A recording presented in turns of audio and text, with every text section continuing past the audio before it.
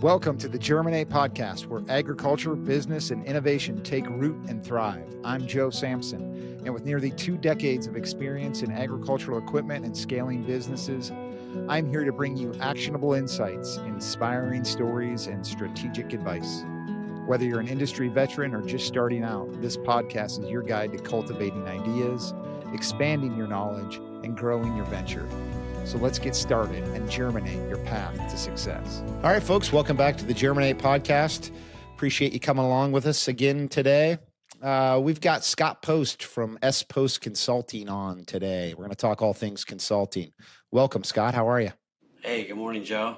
Good to be chatting with you again. Yeah. We tried this, a month or so ago. It was a day of storms and things just didn't work out. Things weren't working out that day, so hopefully it goes a little better today. There you go. Well, so far, so good. Talk to us about S Post Consulting and kind of how you got started and what your mission is for your company. Yeah, I'd love to. I think we were connected with a mutual friend who learned that you were consulting, and that's how we got connected. I've been consulting for a couple of years now after a career within organizations as a W-2 employee, and I don't know, early on in that career, I always thought I'd like to be a consultant someday. There was parts of that always amazed me, and took that leap a couple years ago and jumped in as an entrepreneur, and absolutely loving it. I tell people a lot, I do process improvement and operations work, and when you work within a company, there's all the other duties as assigned. As a consultant, I get to come right in and help in the area that I'm the expert in, and it brings me joy, and I can deliver results, for them. Yeah, 100%. Yeah, we should give a shout out to Nick, and I'm sorry, I always mispronounce his last. How do you say his last name? Let's give him a shout out. Vandiwert. So Nick, if you're listening to this, we appreciate the connection for sure, and that is true. I went into consulting about February of this year and reached out to my network, and Nick hooked me up with you and said, you're killing it out there and follow his strategies and you're going to be successful. So I appreciate our connection as well, Scott. And that's awesome that you're out there doing it. And I think having fun and providing results for companies for sure. So what's your background? Your consulting company focuses more on lean principles, operations, that sort of thing. Is that correct? That's correct. Yep. So background, industrial engineer by degree. Worked for about 10 years with Pella Windows in window manufacturing. Switched over to the Pizza Ranch restaurant support center. Worked there in process improvement for part of that time, and then assumed chief operating officer roles overseeing training and development of all of our operational systems and our consulting team that worked with all the franchisees within that brand. A little bit different. A lot of people said, how do you go from manufacturing to a restaurant? And I don't know, to me it's the same, right? It's a building, and there's people and equipment and raw materials, and we blend them together and we send something out the other end for the customer. Yeah. And your job is to make whatever that process is as efficient as it possibly can. Correct. Yeah. I like to say all work is done with process. It's a process of some sort when you really get down and look at it, and all processes can be improved. Yeah. 100%. Whether you're making pizzas or stamping out metal or sharpening something, whatever the case is, you're right. The process is the most important thing, especially in today's day and age when we've got people coming in and out of factories or workplaces all the time. And, it can be a major hiccup if there's no process in place and you have to train somebody for, could be months. And that's a time waster, big time, obviously. Yep. So when you got into consulting, you went from operational guy to starting your own business, and you said you had the entrepreneurial itch. Obviously, part of entrepreneurship is you have to kind of put that sales cap on. So talk about what that journey was like for you. Yeah, one of the first things I did, and I tell folks, I think sure I told you this as well, Joe, is that I hired my own coach right away. So I knew this is different territory. I haven't had education in this. You get all this stuff. Sales is scary. What does that mean? And so that was probably the number one thing is just I hired a group called Consulting Success. Highly recommend them. And their whole role is to help consultants be consultants. And you hear it a lot in the community where I know how to do my trade. Like I can do that in my sleep, right? That's what we're the experts at something. But if you can't relay that message to the customer or the client and you can't speak in their language, right, you're not going to get the work or you're not going to find the jobs. And then it's not a business, obviously, right? So Yeah, no, I mean, you turned me on to Consulting Success. So they're a frequent podcast that I listen to now. I haven't joined them yet, but that might be in the future. And yeah, it's that kind of stuff that does really help because there's so many unknowns when you go into this. How do you price something? What's the best way to do business development? What's your engagement level like as a consultant? And, all those little nuts and bolts that nobody really thinks about when they jump into this, right? That's right. Yep. And then for me, it starts, and I think for most of us, it starts with our network. You said it already earlier today is you reach out to your network, right? They know the work that you've done. They know the value that they can bring, and they know the problems you can solve. So when they have that problem, they reach out. So whether it's people directly that I worked with that hired me and or they were talking to someone else and they made that referral. So, when I started out, all of my work was from that networking piece and that group of people. What you learn over time, though, is that if you're going to be a 15, 25-year business, it takes a little bit more than just that. But at the end of the day, it really comes down to those just regular conversations, understanding where people have issues, and usually the sales is easy if you're the right solution to their particular problem. Well, yeah, and let's talk about that. Obviously when you decided to go into consulting, you felt there was a sizable amount of problems out there. And you felt like you had the solutions to fix those problems. So let's talk about a little bit, what those problems are that you're seeing kind of operational wise. And I think you typically focus on a general area of the country. Is that right? You're just kind of in your area. You're out in Western Iowa, Eastern Nebraska. Yeah, I had a belief about consulting is that you couldn't do this unless you jumped on a plane and flew somewhere on Monday morning and came back on Friday night. And some consultants do that, and I do that for some jobs. Mm-hmm. I'm just not going to do it 4 out of 5 weeks. Sure, so I've tried to niche my business. We call it the Siouxland area up in northwest Iowa. We have Sioux City, Sioux Falls, South Dakota. I live in Sioux County. So that this region, a couple hundred miles around northwest Iowa, we call Siouxland. And so I've made a very intentional push to focus my work in that area. I've got a family, 4 children at home yet. So dad comes before consultant. So making sure that the work-life balance stays where it needs to be. And that's why I'm zooming in on the region. Amen. I agree. I love it. It's a good strategy. And, I think that's one thing key to consulting is everybody's got their own strategy, but ours are all a little bit unique and different. And you've definitely found your niche for sure. So you go into some of these businesses and you see some operational blind spots. Talk to us about what those are when you're initially walking into, and you're focusing generally on manufacturing. Is that accurate? For the most part, yes. Not always. I've worked in restaurants. I'm helping a taxidermist. Nice. I've worked in ag business. So you've done kind of all sorts of things then. I like it. But in general, it's manufacturing. It's for the most part it is. So what are some of those operational things that you see? I would say kind of the main thing is just entropy, right? No one goes out to set up a bad process. No one wants to see what was a good thing at one time not be good today. But the reality of is things slip and slide for a variety of reasons. So usually it's just kind of like, look, all of a sudden I'm kind of sick and tired of being sick and tired and fighting this firefighting chaos that I'm dealing with every day.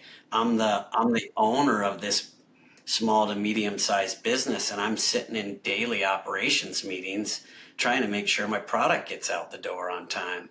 And I hate it. That's not what I do. That's not. It's because, right, they don't have the right operations team or the right systems and processes in place in their operations. And so in a couple examples, that's where I've come in, helped fill a gap of the operational leadership, almost like you hear the fractional term in consulting world, fill that role for a little bit, at the same time working with the operations leaders that are there, developing them, putting some systems and processes in place, so those leaders can step out and go do sales or go do business development and that sort of thing, the stuff that they're suited to do. Yeah, it's kind of cliche, but it's more working on the business versus working in the business, or some others call it, very transitional, meaning they're checking to see if a truck came in on time, or if a certain product on a certain production line is being made to the suitable hourly rate that it's supposed to. Those are all very valuable things, but maybe the CEO or even leadership team shouldn't be looking at those things. They should be driving the business forward and working more on it. And I don't want to put you on the spot here, but I'll try one at you. So give us an example of maybe what a very, very bad process looks like and what you can do to fix that. Yeah, so a bad process, it has waste. And in lean, we have 8 different categories of waste. And these aren't rocket science kind of concepts, but like one of them is waiting. It's really obvious one to understand, right? We all get a little annoyed when we walk into Subway and there's 25 people in line and we're now standing there waiting. Well, if your process is to get that food and you're standing there waiting, that's waste. So we look at all those categories of waste, and what happens is we lose sight of them. We get comfortable in our own space and things drift over time. And so that outside perspective can come in and see that waste. And ultimately it comes down to time, right? How long does it take something from start to finish? And ideally, right, we want to shrink that time up. The time from when you buy your raw materials to when your customer is paying you for your product, for example, right? The sooner we can turn that cash, the better. But we will, and then when you see sub-optimization in business units too, right? Where we do the best thing for us, but it's not the best thing for the next step down the line. And we try to optimize the whole value chain, we call that, and make sure we have throughput and flow and things are moving through, not stopping and starting and stalling and made wrong because of mistakes and all of those other typical issues that show up that keep that product from flowing most effectively out to the customer. Yeah. I think in your Subway example, I think to the layman, we, walk into Subway and there's 25 people in line. We automatically blame the workers behind the counter for their inefficiency, for their laziness, for their, you hear it all the time today about the U.S. workers, just not the same. They don't care. They don't, whatever. I don't think that's what you're saying, right? You're more or less saying it's something different than that. Now, it might be the people, but let's bring in all the other things that it could be as well, right? Yep, 100%. And what we see often is, I'll take a superstar employee every day of the week, right? They're the ones that have the knack and they can hustle and get stuff done. We all have them. A lot of businesses have made a lot of money being that person.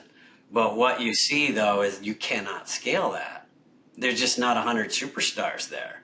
there's maybe 10, but not 100. And when you need to scale to broaden your impact in the world and to reach more customers, you have to go from hustle and grind into a more stable and consistent processes. And in the restaurant industry, Chick-fil-A is probably the example that gets brought up the most, right? Where you get consistent quality and it's super fast and convenient every time. Other restaurant chains, one experience in one location might be dramatically different in another. The difference is the process. We have a really well-designed and solid process, and we use it and we follow it because we've studied it and we know it delivers. And customers learn that, right? They feel that when they walk in. Hi, folks. I'm going to interrupt the show for a second to talk to one of the businesses making the Germinate show possible. Here's Pete Casamento, owner of GBGI in Chardon, Ohio. Pete, thanks for sponsoring the show. Talk to us about GBGI and your vision. Thanks for having us today, Joe. I appreciate it. GBGI was founded around a very simple goal. Build a quality product, treat the customer right, and the business will grow in the right way. And that has treated us very well over the last 31 years. We're not here for the short-term win. We're here for building long-term relationships and partnerships with our customers. Whether you're an OEM manufacturer, a precision dealer, or an end user, we stand behind our product and we will work with you to make sure everything is right. We show up, we deliver, and we don't make excuses. That is how we've grown over the years, and that's what makes our customers very happy. Yeah, 100%. I'm sure everybody's felt this example. I know I have. We have I'm not going to name them, but we have a chain restaurant, Mexican themed restaurant. I want to name them, but I'm not going to. Anyway, there's a chain restaurant in town. I live in the Des Moines, Iowa area, and there's one that's like 3 minutes from our house. But there's another one that's like 10 minutes from our house. We always go to the one that's like 10 minutes from our house. It's the same restaurant, same chain, same everything, but for some reason it's different. It's the one over that's 10 minutes away is way more efficient. Their quality seems to be so much better. You name it, efficiency, quality, the people, all, the cleanliness, the whole 9 yards. I don't want to get stuck on the restaurant's examples here, but talk about that. Why do you think that is, and what do you think you can do to help that situation? Well, you hear often it comes down to leadership, right? And I agree with that, and I love that. But I would add, as the process expert, it's leadership and process. Because what I see is the great leaders sometimes will run that restaurant, but then on the shift where they're not there, it's not as good.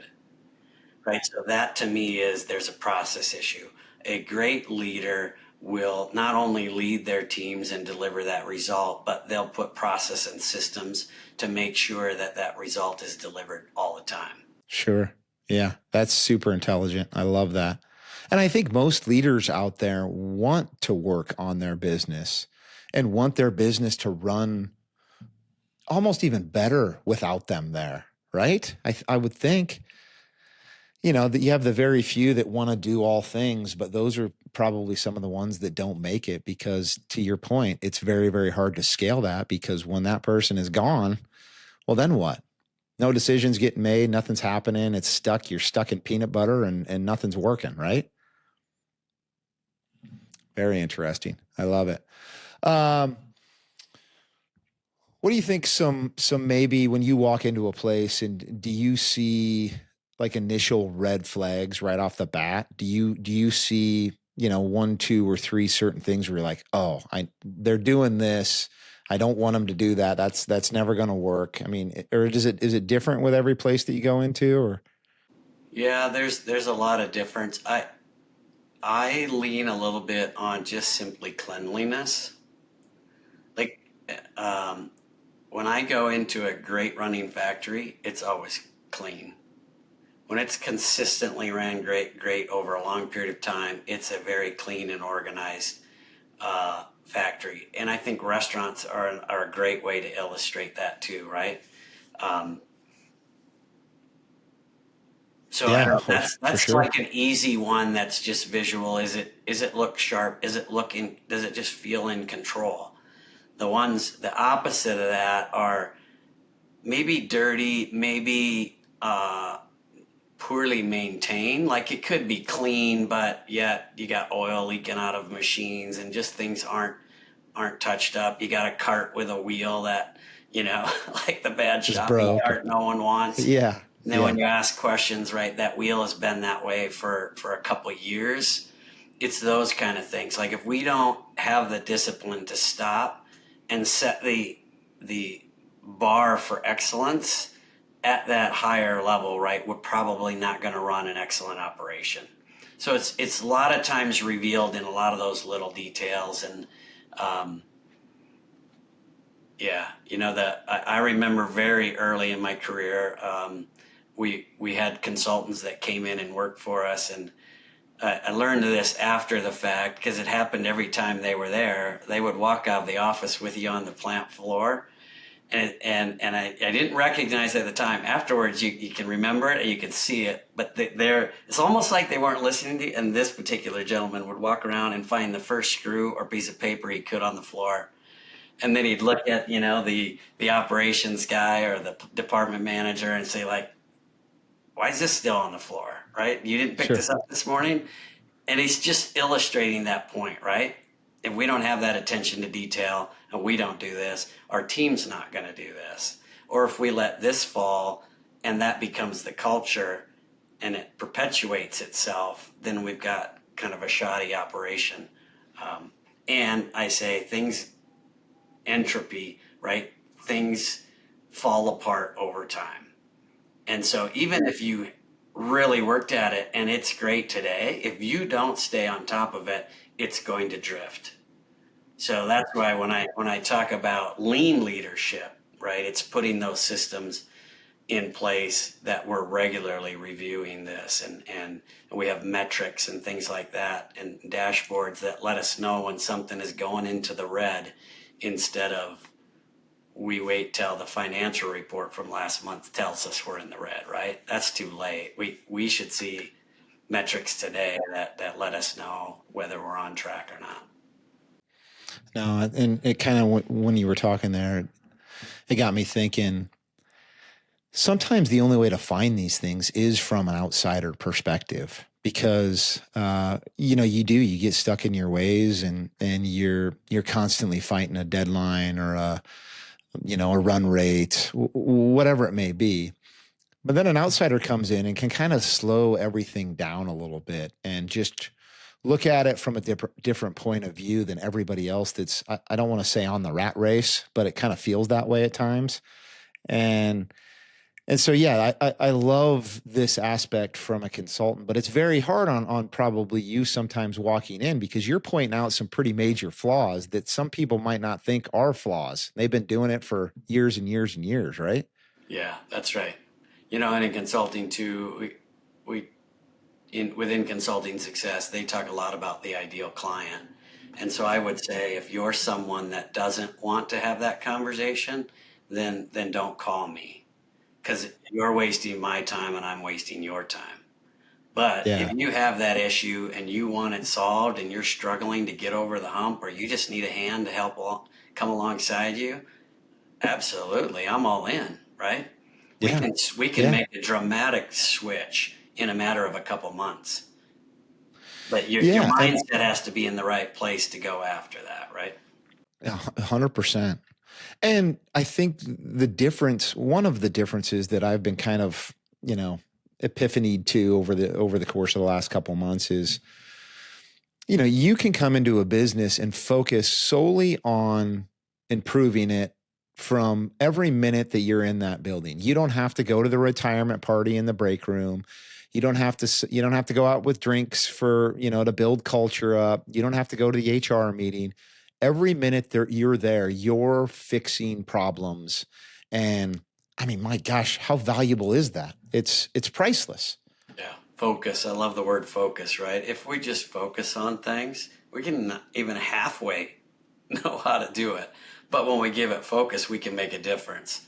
So if you take an expert methodology and someone who really knows how to do it, and you apply focus and you provide resources along with it, right? It's going to make a difference. Absolutely. Yeah. And I've seen it time after time. Else I wouldn't be in business anymore, right? This is a good point. Yeah, that's a good point. How long have you been in business, by the way?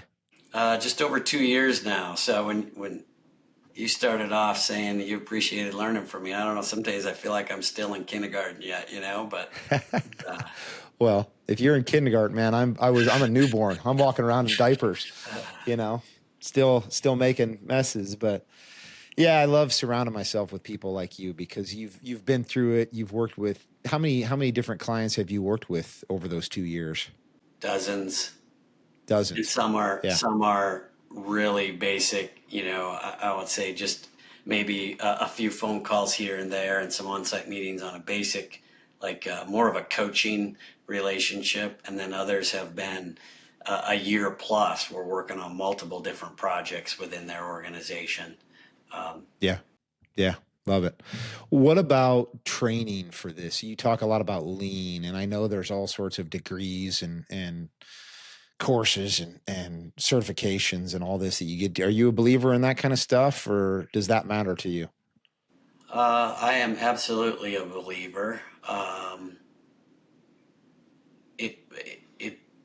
You don't have to have it to be successful. But what I see and what I feel like, if we're not students ourselves and we're not willing to learn and to grow, then we don't usually get better. So if you want your organization to reach a level of excellence, then you need to have people that rise to a higher level of excellence. And we only grow as people as if we grow up here, right? We have to learn new ways to do things. We have to see things differently. We have to learn how to apply certain tactics in certain situations. And experience tells us that tactic one is not really right here, but a lot of times we'll take that. But when we go through those certifications and we understand what the options are and we actually practice them and do them regularly, right, we become more of the expert at whatever it is that we do. And ultimately, it comes down, people first. I like to say good people, bad process. As leaders, we need to fix the process and not necessarily change the people. But we have to give people development, right? We all shine as human beings when we're happy with ourselves, when we're growing, when we're feeling alive, when we're making a difference, right? Nobody wants to play for the crappy culture, never winning team, right? Right. So what does those good teams look like, right? They have great culture, they have great camaraderie. They're essentially solving problems and winning together. And education does so much for that, especially when if you and I, Joe, learn a new thing together and it actually can apply to our business and transform our business and get a better result. Sign me up for that every day. Yeah, for sure. I find it kind of sad when people stop learning because, my gosh, the world is changing so rapidly right now, and there's so much interesting stuff. And I learn a lot from books and courses and things like that as well. But I also learn a lot from people, like specifically people like you, Scott. I've been saying this a lot lately, but I walk into a room with 10 people and 9 of them are going to be way smarter than me. That's right. 100% of the time. Yep. I use the word curiosity. Stay curious. Just stay curious. Right? Yeah. And you kind of nailed it when you use the word excellence as well. You want to be an excellent, and you want to surround yourself with people that also want to get to that stage. And otherwise, forget it. Like it's not worth it for you, and it's not worth it for them. I love when you said that. It's so true. But it's a very hard measurement. People have to get to that level, and you've got to stick to it and commit and put the effort in. And I was a little bit wondering where you were going to go with that training, because what I'll see companies do a lot of times is, right, we're going to bring in an outside trainer, we're going to train our people and check that box. Sure. That's good, but it's not great, it's not excellent. right? Yeah. If it doesn't fit your overall program and it's just training to say we did training, that's sort of that's a little bit of a leadership cop out. So I want to caution people with that, or check themselves if that's maybe what they're doing. I'll just give an example. So we're working with a client right now who we're doing a bunch of transformation work within their operations. And essentially what they're doing is they're firefighting and they continue to fix problems all the time. And the problems are reoccurring. The same ones keep showing up. Well, that tells me you're not getting to the root cause. You're not really solving this problem. If you solve these, then they're not going to show back up again, right? When you really understand what's going on and we put the right countermeasures in place, they're not going to come back. Well, that takes problem-solving training. That takes advanced techniques,